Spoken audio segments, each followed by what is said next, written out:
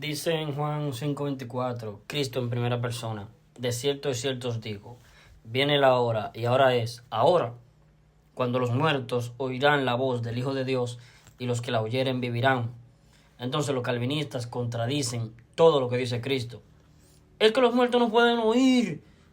Cuando Dios le dijo a Adán, el día que de él comieres del fruto de la sabiduría del bien y del mal, el día que de él comieres, ciertamente morirás. El día que Adán comió, murió. El día que nosotros pecamos, morimos espiritualmente. Necesitamos que Dios nos haga nacer nuestro espíritu de nuevo. Y estando muerto, Adán empezó a oír la voz que le llamaba. Adán, ¿dónde estás tú? Y Adán tuvo un diálogo con el Señor. Oí tu voz en el huerto y tuve miedo, porque estaba desnudo y me escondí. Y Dios le dijo, ¿quién te dijo que estabas desnudo? O sea, Adán empezó a oír la voz de Dios estando muerto espiritualmente. Y los calvinistas dicen los calvinistas, los muertos no pueden, están corrompidos. Yo sé que todos nacemos moralmente corrompidos, porque todos pecamos, porque no hay diferencia. En cuanto a la cosa moral, por cuanto todos pecaron y están destituidos de la gloria de Dios, siendo justificados gratuitamente por su gracia. Romanos 3, versículo 22 al 23. Efesios 2, versículo 8 y 9.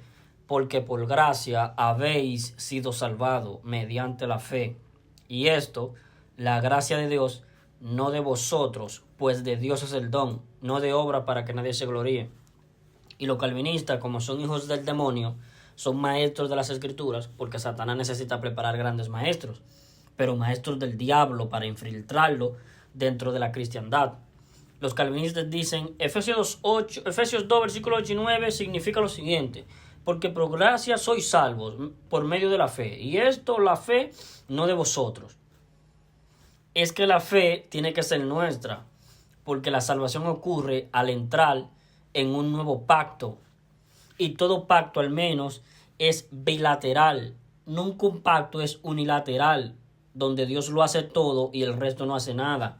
No, porque eso no sería un pacto. Un pacto al menos es de dos. Dios pone su gracia y nosotros tenemos que poner nuestra fe en esa gracia, y eso es un pacto.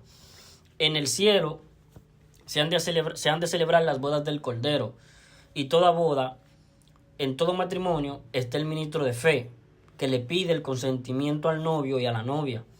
Entonces el ministro de fe le pregunta a la novia, ¿aceptas a este hombre como tu legítimo esposo? Y tiene que oír el ministro de fe el consentimiento de la novia, porque de lo contrario sería un salvaje, bruto, que tomaría una mujer a la fuerza, como lo hacían en la era medieval, los brutus, que salían en caballos con cadenas y violaban a las mujeres y la tomaban a la fuerza, y la tenían y la tomaban a la fuerza y la tenían como sus esposas a la fuerza. El Señor Jesucristo es un novio que le pide a la novia, ¿me aceptas como tu novio? El ministro de fe le dice a la novia, ¿aceptas a este hombre como tu legítimo esposo? Y tiene que escuchar el ministro de fe la elección de la novia. Y la novia dice, sí, acepto. Bien, ahora le tienen que pedir el consentimiento al novio. ¿Usted acepta a esta mujer como su legítima esposa? Y el novio dice, sí, acepto. Esa es una boda, donde los dos tienen que decidir. No es una tiranía, donde el hombre dice, ven para acá, y la agarra por el pelo a la mujer, eres mi esposa porque yo te elegí, se acabó, no te pido tu consentimiento. Ese sería un tirano. Y nuestro Señor Jesucristo es una persona que nos deja en libertad de acción para decidir si le queremos o no le queremos, si le aceptamos o no le aceptamos, como nuestro Creador, Salvador, Mesías, Rey, Señor. El calvinismo se opone a todo esto. El calvinismo muestra a un Dios tirano. Él hace como él quiere. A uno lo salva para irse al cielo y a otros lo manda al infierno. Eso es tiranía. Así Satanás, a través del calvinismo, muestra a un Dios soberano, y a un Dios soberano que hace como él quiere. El Señor es soberano, pero llevan esa soberanía que tiene el Señor a un soberanismo salvaje, un soberanismo tiránico.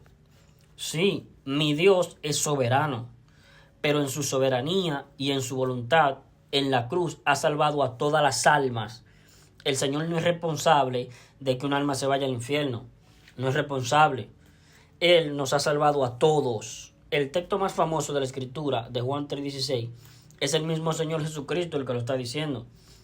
Porque de tal manera amó Dios al mundo, que ha dado a su Hijo unigénito, para que todo aquel que en él crea no se pierda, mas tenga vida eterna. Todo ser humano puede creer. Y también, como el ser humano puede decidir, el ser humano puede decidir rehusar creer en el Hijo. En Juan 3:36, Juan el Bautista dice: el que cree en el Hijo tiene vida eterna. El que cree. Y el Hijo de Dios prometió vida eterna, entonces yo tengo vida eterna.